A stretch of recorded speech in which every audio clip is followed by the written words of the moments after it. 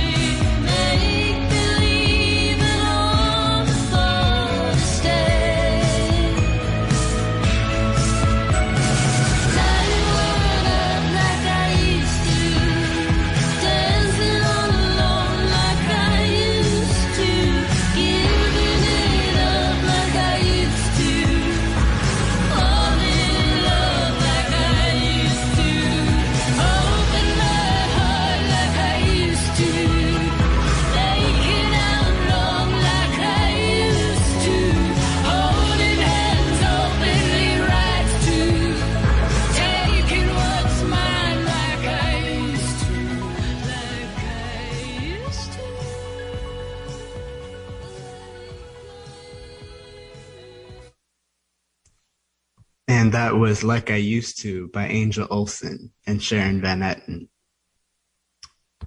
We're in the midst of a concerted right-wing attack on queer and trans youth in the United States, from restrictions on gender-affirming care, to bans on trans children participating in youth sports, to discrimination in schools, as we have reported on recently.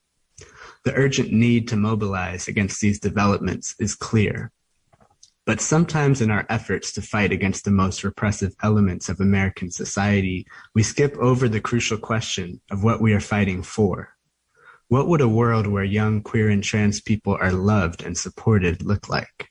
What can we do to make such a world possible? These are the questions we're asking this morning. We'll hear clips from a chorus of queer and trans 20-somethings who care deeply about holding space for queer children and young people to grow into themselves.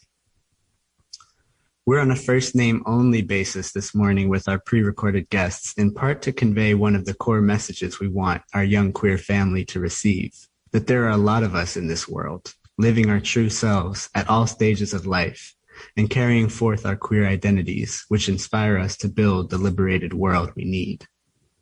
This show is a love letter to the next generation of queer and trans people, and to the parents, teachers, relatives, and chosen family members who love and support queer youth. We offer words this morning not as experts, but from our own experiences and our learning, which is ever expanding. And we hope you'll join in on this conversation. We'll take calls very soon. And folks, this morning, Johanna Fernandez is in Costa Rica, hopefully learning how to surf, as we heard on Friday. We're excited to hear how that goes, and we're glad she's taking a much needed break. And I was trying to figure out what to do for this show on Monday, and I finally settled on this topic because this is what feels the most important to me and the most alive for me these days. I'm an educator, just finished my first year teaching. I work with kids of all ages, and I work with a lot of queer teenagers. And as a 24-year-old non-binary person, non-binary means someone who does not identify as male or female, but somewhere in between, or perhaps somewhere else, something different. I find myself a lot in the position of being one of the few, or sometimes the only person that some of my queer teenagers in my life know who is older than them and queer. And I take this responsibility and this gift very, very seriously. And I wanted to bring some of this conversation to you all this morning because I noticed that in the past year, it's been a year and a half, it's been a brutally hard time for teenagers, the social isolation, the time spent at home, removal from support systems that may exist at school or may exist in other places that were no longer available to us because of the pandemic. And this was particularly true for queer and trans teenagers and young people, because often those spaces of being at home are not always the most welcoming. And those alternative spaces, maybe a community center or maybe a school, while not perfect, often they offer areas of respite and places where queer and trans young folks can feel safe in themselves and find mentorship outside of the traditional family structure. And that was cut off for a lot of folks. This was a need that I saw very deeply here in my work. And also, when you're supporting young people, it's not simply work. I don't only find this role in my education work. It shows up everywhere, from family to community. And so this is a very important topic to me, and I wanted to have a conversation where we really explored not only the struggles that queer and trans youth are facing, but also what would be the good things that we could bring into people's lives, into queer and trans youth experiences that would go further than simply not being terrible, but could actually be transformative and powerful. And I'm so delighted to bring you voices from friends and friends of friends from all over the United States, and even one from Canada, who are passionate about the same thing. So that's why I wanted to do the show this morning, and I will invite listeners to call in very shortly. Let's first take a listen to Cody from Brooklyn, who's speaking on the importance of honoring support networks beyond the immediate family. A world where young queer people are loved and supported would have to include significant positive representation of older queer people, not just in the media, though that's important, but in their everyday lives. They need to see what range of identity and expression is available to them and know that there are people they can talk to who can relate and understand. They also need networks of support and a recognition of those networks as valid and enriching and critical outside the cishet construct of the traditional family. And they need to feel safe with and understood by cishet people who are actively doing their best to learn and support the queer kids they're responsible for, and who have the capacity to celebrate queer joy alongside them. So we're also here this morning to explain some language when needed, which I'll do here briefly. The idea of a cishet family structure or traditional family structure refers to cisgender people, which are those who identify with what they were assigned at birth. So someone who was assigned at birth male and then grows up and identifies as a man would be a cisgender man. And heterosexual would be a man who is attracted to women or a woman who's attracted to men. And so what Cody is saying with this idea of the cishet family structure is the dominant image of family that we have in our society, that there's a married couple, a man and a woman, and that is kind of where you get support if you're a kid. You look to your parents, they kind of have that ownership over you. And what Cody is offering here is that it's really important to honor the support that comes from all around someone, not just from their parents, especially when parents may not always have the resources or the knowledge, or in some cases the will to support their queer and trans children. And let's hear next from Sam from Washington, D.C. on the difficulties queer adults face taking on mentorship roles. I think that there's still a lot of gaps in giving kids models, role models that they can sort of see in their daily lives. And I think that often has to do with the way that queer and trans adults often feel this like weird pressure to not like be too around kids, because I think there was a lot of like fear around being perceived as predatory, which is rooted in a lot of homophobia of the time that I was growing up in. And I think that's maybe shifted a lot, but I definitely think it's still something that holds people back from seeking out mentorship opportunities. So let me just say that this issue of queer adults being seen as unsafe for kids to be around, or suspected of being predatory, this is something that I deal with pretty much every moment where I'm working at the school I work at. It's never off my mind. The idea that a parent might see, the healthy connections that I'm developing with their kids, and because of who I am, they might make an assumption that would then lead to, one, a very unsafe situation for me, but also the closing off of that relationship that I hold so close to the kids that I work with. So I'm really grateful to Sam for bringing up this point. And I hope that that idea is kind of receding. But I will say it's a pretty deeply conditioned one in our society. I think nobody ever told me this specifically. Nobody ever said to me growing up, like, beware of queer adults. But as soon as I became a queer adult working with kids, I certainly had that message. And I find it pretty hard to shake. Now there's an element of, obviously any adult working with kids should be really clear on their role and also seek help in supporting kids in a safe and healthy way, right?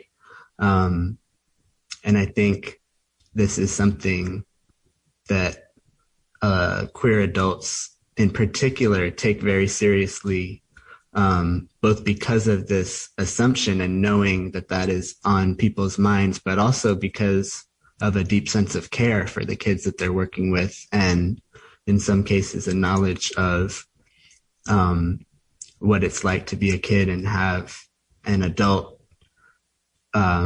mentor figure of some sort not treat that relationship well and with care. So again, thank you to Sam for bringing up that point. And we're going to go next to Ernest from Rochester. This is the third clip here from Rochester, New York, on meeting material needs as part of a more free queer future.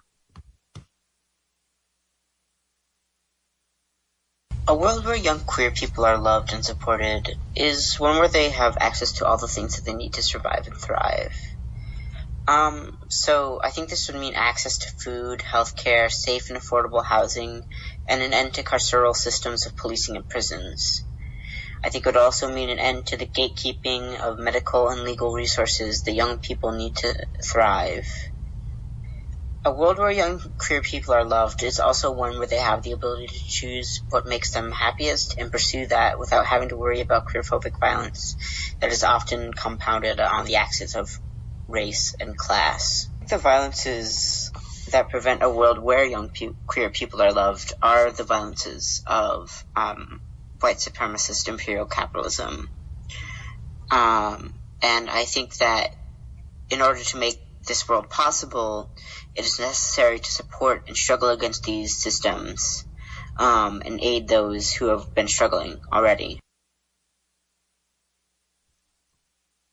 So Ernest this morning is sharing with us the inherent connections between supporting queer youth and queer people and fighting against capitalism, racism, imperialism. And this is a connection that we don't often see again in our discussions of queerness and especially queer youth. We may talk about, transgender children's rights being violated. We may talk about the issues of trans and queer people being able to serve in the military, but often we don't get down below the surface and talk about queerness not only as an identity, but also as a kind of a guidepost or a politics that shows the world that we want to live in and also demands the kind of action against these systems that are in place now. And what Ernest is pointing out is sometimes the idea of what do queer people need is pretty simple. It's resources. It's what we all need as human beings: food, shelter, safe community. And this idea of how we can build a world that would support and love queer youth, Ernest is also sharing with us how interlocking that is with a world that demands an end, again, to capitalism, racism, imperialism, and pointing the way, how queer youth can kind of point the way towards that world that we want. We're going to listen to one more clip here before we take a little music break and then calls. Here's Sam again, followed by Deej from Wappinger and Mussy Lenape Land, now known as New York City, speaking on access and community for queer kids. A big problem is the way that we emphasize community around like the family, the church, and the school. I think that those are really central in American culture, and they often don't serve queer youth well. And I think in this like post-pandemic world, we really need to think actively about like the spaces we're creating for kids to seek support when their family or their immediate surrounding community is not supportive. I mean, I think that a lot of that has been done online, and that's sort of an imperfect tool because it can create its own isolation. But it's been, groundbreaking for a lot of queer and trans people to have access to the internet and really be able to access just like a broader community than the one they're a part of, especially if they exist outside cities. I also think about the ways in which queerness and access to developing and exploring and tapping into that sense of your identity is also very connected to, socioeconomic status or to religion, other identifiers that like enable one to explore in that way, and to have access to the basic things that they need, right? Whether that's like housing or, sustainable food. All of that obviously are basic human needs, right? But they're things that are disproportionately denied of queer kids, if they are kicked out of their homes, or, maybe not kicked out, but mistreated in their homes, or, if people develop different like mental or emotional illnesses or disabilities, that prevent them from caring for themselves in the way that they need. And that was Sam, followed by Deej. We're hearing from friends of ours and friends of queer youth from around the United States, and one calling in from Canada. The issue of in-person communal space for queer people. Sam was pointing to the importance of online spaces, but also knowing, I think we've seen in the pandemic times how important those spaces are, but also how they're not everything.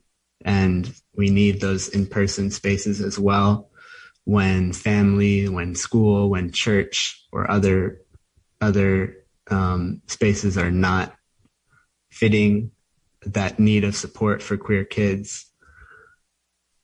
And Deej also pointing to the ways that the support that we expect to get from family, or we expect family to give, we may need to look at that again when we're talking about supporting queer youth, because we can't assume that was always happening. And I'm Ellis Maxwell, filling in for Johanna Fernandez as your host of A New Day this morning. And we're taking calls in a minute. Are there young queer and trans people in your life? Do you have questions on how to be more supportive as a parent, teacher, or family member? Or maybe you're feeling great about how you're showing up for your queer loved ones and want to share that with us. Either way, the number to call is 212-209-2877, 212-209-2877. We want to hear from you and welcome you into this conversation. You're listening to WBAI at 99.5 FM in New York.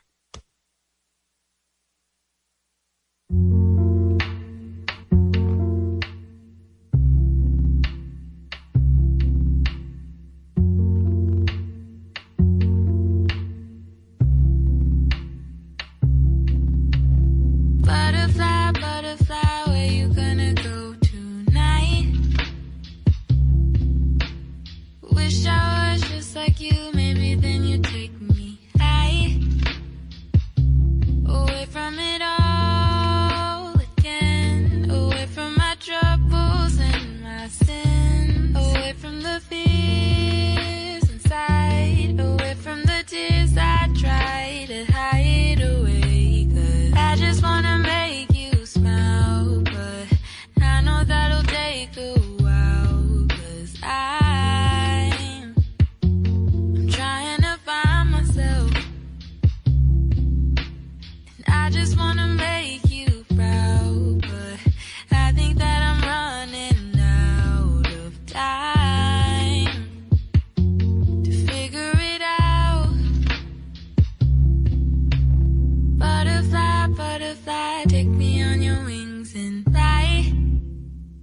Oh, wish I was just like you, maybe then I see the light, and I could be free again, free from my troubles and my sins, free from the tears inside, and free from the fears I try to hide away, 'cause I just wanna make you smile, but I know that'll take a while, 'cause I'm trying to find myself.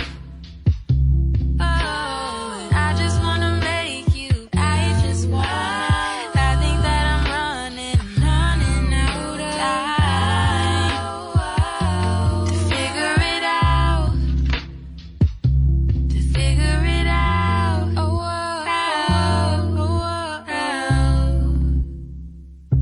to figure it out.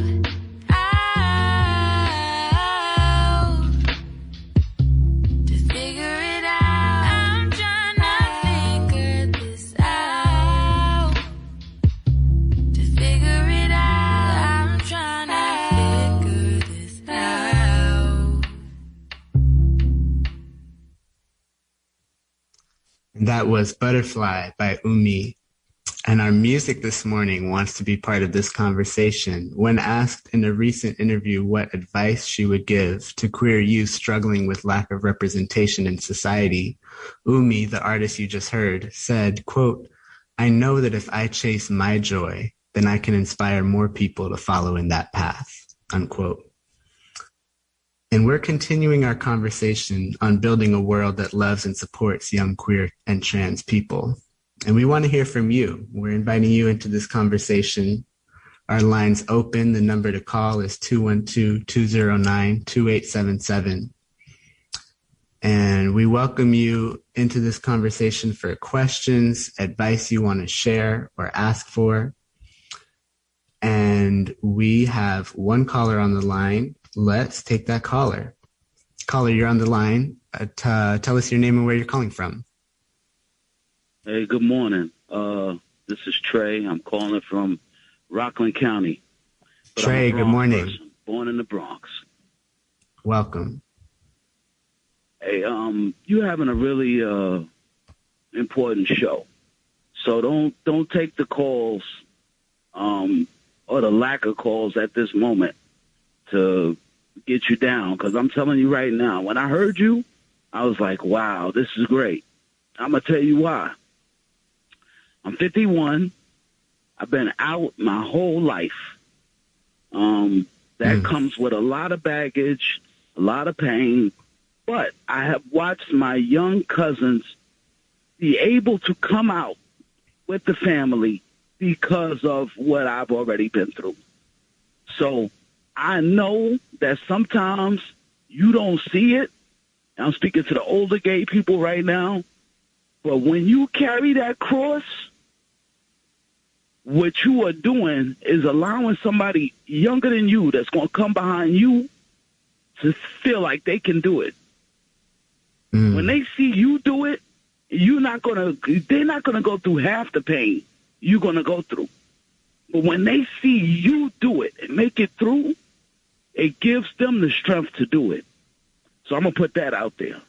And then I'm going to say to all the successful gay, trans people that got money, unfortunately I'm not one of them, but it's a whole bunch of them, we need centers for our youth. We need places. I grew up at Ippogy. Thank God for the institution for the protection of gay and lesbian youth. I don't know if I would have made it past 18. It's hard to be a teenager. And I was growing up in New York. So I can't imagine the people that are growing up in all these little towns that can't find anybody, so they think that's like them. But unfortunately, everybody's hiding in the closet. So it's so many of us, even now, 2021, if they coming from island countries, if they are from the tropics, if they have melanin, period, you know how we act with our people. It's hard. We need more centers. We need more schools. We need more sleepaway camps. Everything that straight kids have, gay kids need it too. They need a place where they can feel safe to be themselves and not to always have to hide. That's what I want to say. Trey, thank you so much. Thank you so much for joining us this morning. Absolutely. We need spaces built for young gay and trans people, and not just, to accommodate them, but specifically built around their needs. And I appreciate so much what you shared this morning. Thank you for joining us.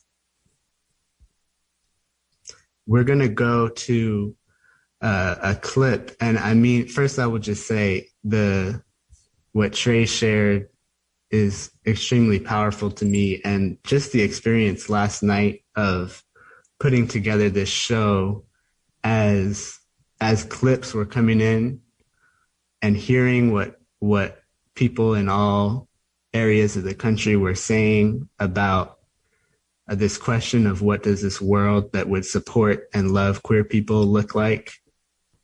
This to me is what is the work that we're doing, is what it's all about supporting queer youth, because I was getting so much, I didn't get a lot of sleep, but I was getting so much energy and love from so many sources. And let's hear another one of those sources. We'll play our 6th clip here. Ernest again speaking about what they needed when they were in their teen years. What I needed as a kid, I think, was just like a radical kind of love. And I think that would have been a love that didn't question or judge or criticize. I think I needed a love that was joyful, and that celebrated that I was still alive and still there and didn't grieve over an imaginary past. And in some ways, I got that, and I got that support. But in other ways I didn't. And I think something that I struggled with, and I'm still struggling with, is how to reconcile the negative reactions upon sharing this very vulnerable part of myself, and also the fact that I deeply love the people who reacted this way. But I think one thing that still gives me hope is people's capacity for change and learning. I think, though, at least in this future where queer kids are loved and cherished is that they still get the support they need while other people are still figuring themselves out. That was Ernest again speaking on radical love and what they needed as a kid. And we're taking calls. The number to call is 212-209-2877, 212-209-2877. And I think this point that Ernest brings up is so crucial. This point at the end, I actually haven't heard it articulated so well before. But I think we have to recognize the fact that parents and other adults in kids' lives do have work to do, and they need processing space to understand, the feelings that may be coming up for them as they continue to try to support their kids through childhood and into adulthood. And what's important about this is that space happen, but that it not happen in a way that closes off the needs or supersedes the needs of their kids, right? And that's where, if we had more normalized ways of kids connecting with older queer mentors, you could imagine a very nice process where, and this happens all the time, but a process where queer youth could get the support they need from mentors who may not be part of the family, but then also parents could get what they need and not feel this idea of having failed as a parent if they're struggling with something on how to support their kid. So that's what we're trying to promote also this morning, is the fact that parents need space, and we want them to have that space. And we have two callers here. We're going to take one and then the other. Caller, you're on the line. Tell us your name and where you're calling from. Okay, hello. Am I the next caller? Yes, welcome. Okay. My name is David, and I think it's a great topic, and that's a great whole.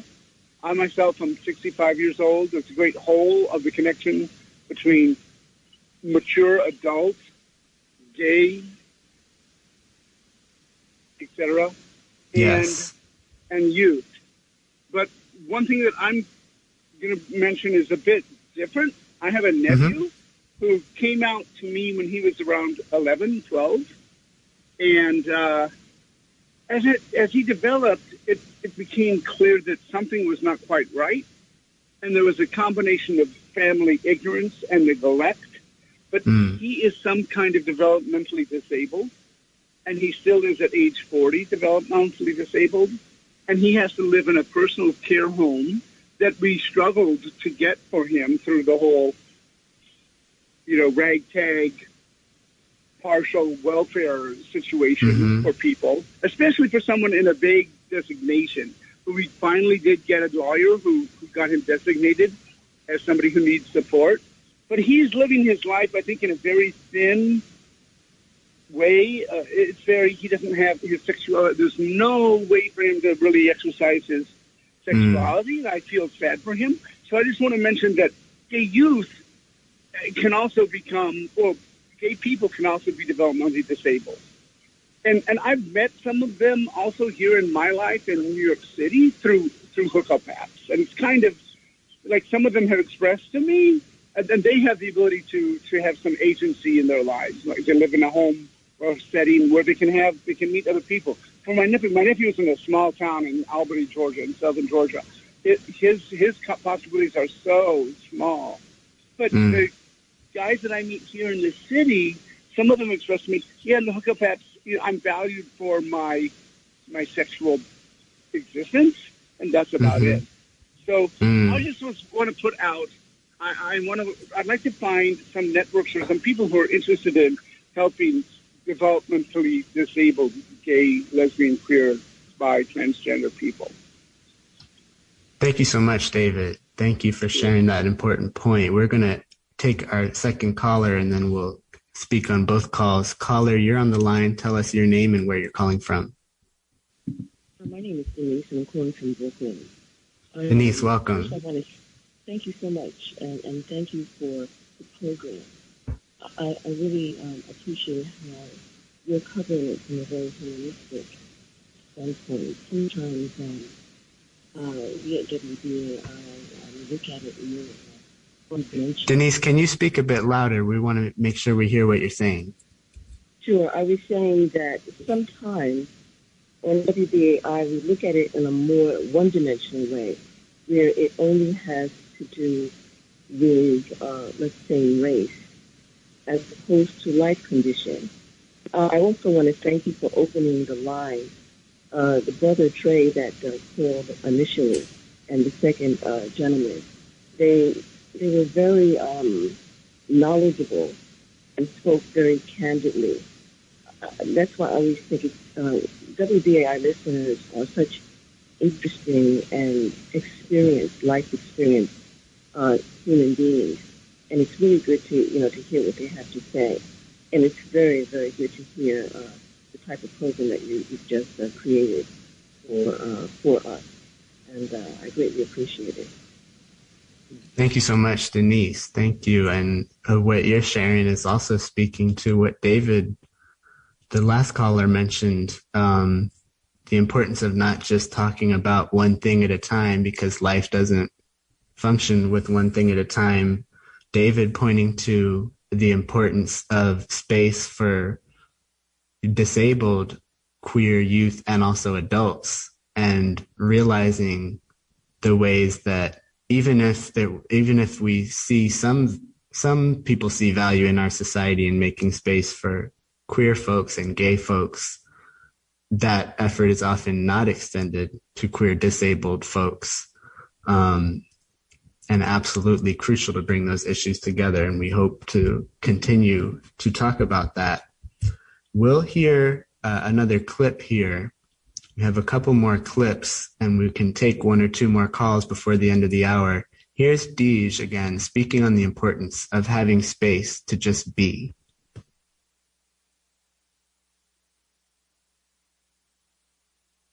What I needed as a kid, I think, was just like a radical kind of love.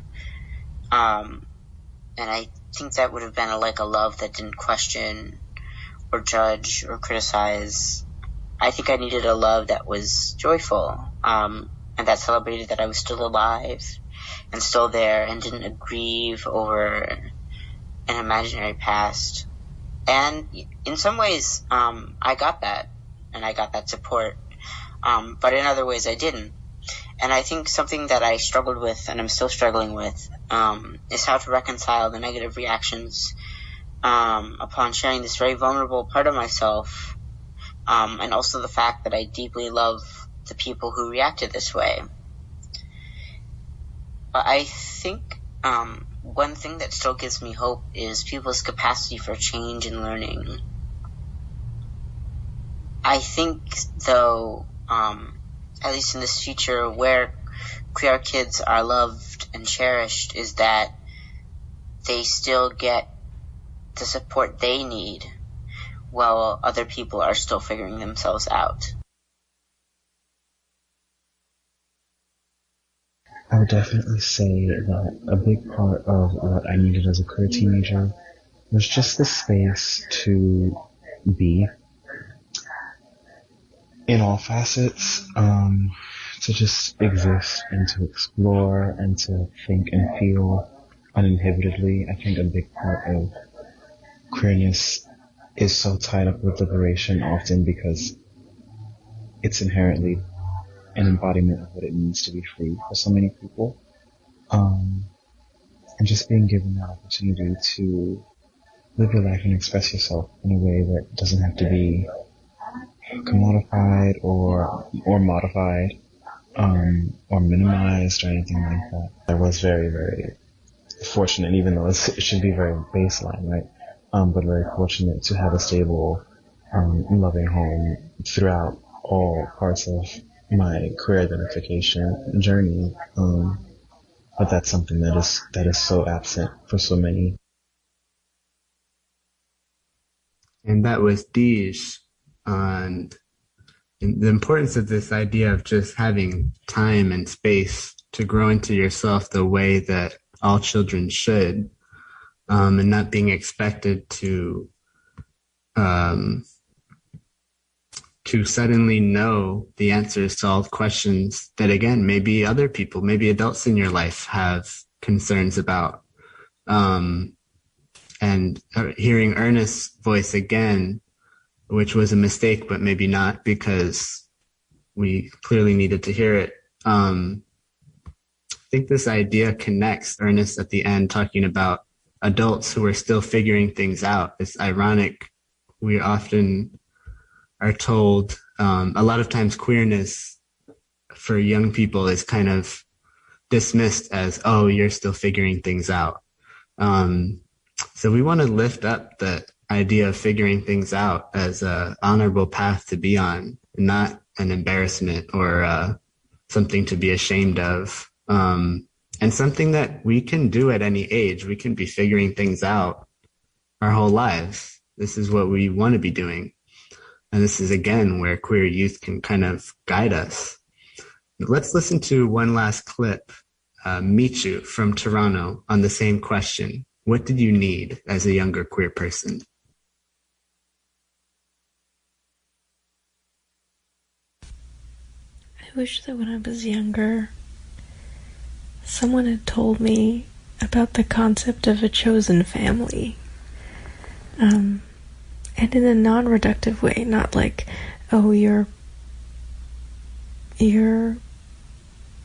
given family sucks, but your chosen family will be better, but in this beautiful way of saying we can have many families, and that it's not the end of intimacy and of belonging if you're worried that your family won't understand. The other thing that I felt really lucky to have received when I was young, even if by accident, was the space and the time to figure myself out without really giving it a label, without having to declare myself, to just take years being like, what was that feeling I felt, or why did I feel that way about this person, and letting it take slow and beautiful shape over time without feeling rushed, or without feeling like these identities were so essentialized that they would have to determine huge parts of my personality or my politics. For just instead having the freedom to, this is really cheesy and cliche, but really find myself, and to not have the pressure of towing any party line, whatever that party was and whatever that line was, and instead finding myself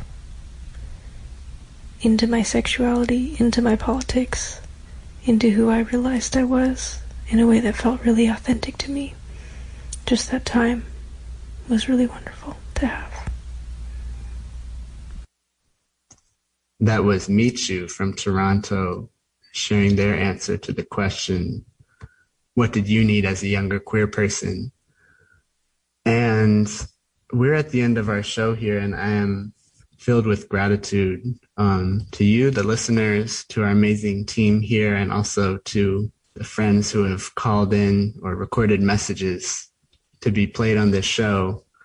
One last thing to offer here is a perspective on the word elder, which we may know in different contexts, but is really valued and respected in queer communities, in large part because it's there, as folks have, as you've heard from folks this morning, we don't necessarily have elders to look to automatically, whether because of premature death, particularly of poor and low income and Black and brown queer people, or because of simply kind of erasing older queer voices from the public discussion. But one perspective on the word elder, it's just my thought, is that an elder's job is not to shorten somebody's path, but simply to be with them on it. And that's what I want to see for young queer people and really for everyone at all ages, is just to always have people that are willing to be with you on your path wherever it leads, and not try to shorten it, but just stay with you, let you know they're not going anywhere. So that's what I have to offer this morning as I got a little emotional. You've been listening to the voices of Michu, Deej, Ernest, Sam, and Cody, our panel of queer voices dedicated to building a liberated world for queer and trans youth and struggling against capitalism, white supremacy, and imperialism. And you're listening to non-commercial, listener-funded community radio, WBAI at 99.5 FM in New York. It's 7:57 a.m. and 74 degrees in Central Park this morning, Monday, June 21st, 2021.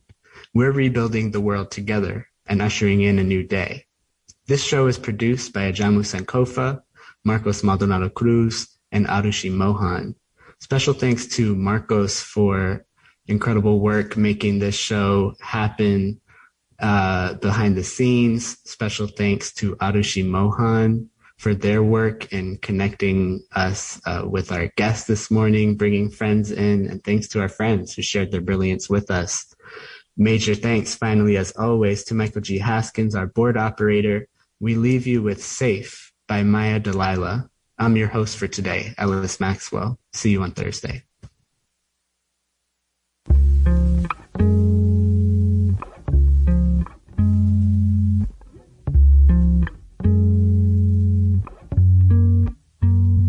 Even when the world's gone crazy and the sun's falling down, a little bit of light though is shady I found.